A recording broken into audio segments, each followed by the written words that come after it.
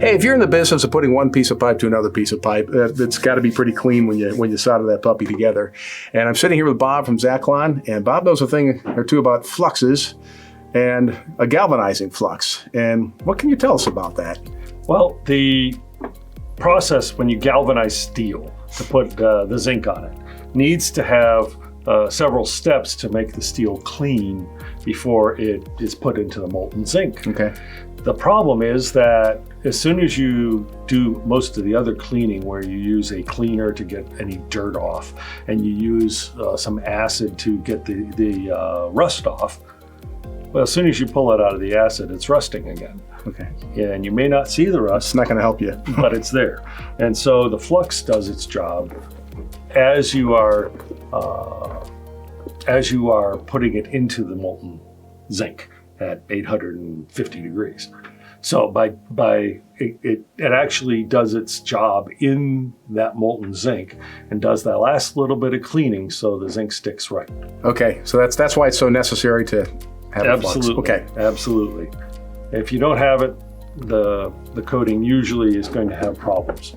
Do you have to test it at all, or Absolutely. The flux has to be, because it's the last step before you put it into the zinc. You need to have some sort of control over what's in there.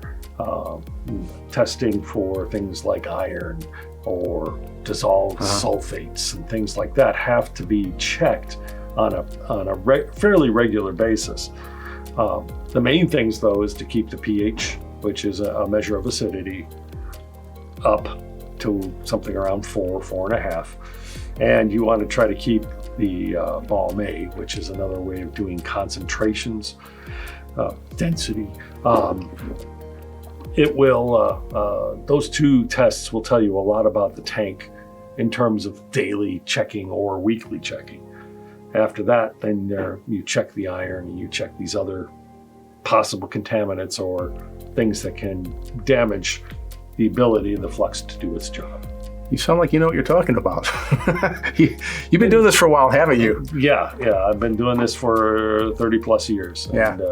And worked with the American Galvanizing Association also to create some of their training over the years. Well, that's great. Mostly on the chemicals. Well, that's great. I mean, obviously he knows his stuff, and I think everybody else at his group does as well. If somebody's watching this and is interested in learning more or working with you, how best to get in touch with you guys?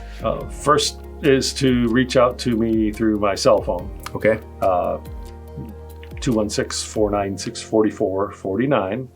That's the easiest way to get me. And email also is pretty good. rwoods@zaclon.com. rwoods, all one word, at Zaclon. That way I can respond to questions, and if someone's galvanizing something, I can, and they're having weird things happen, they can just shoot you an email or give you a call right now with whatever problem you're having, and he can sort of get right on it. So, and if you go to the website to get in touch with them, check it out, Zaclon.com, and you're going to see some other videos like this and find out some more about what this company can do in chemicals. And it sounds like you guys do a lot. We have a whole suite. Sounds like they know a lot too. So, hey Bob, thanks a lot for sharing with us today. You're welcome.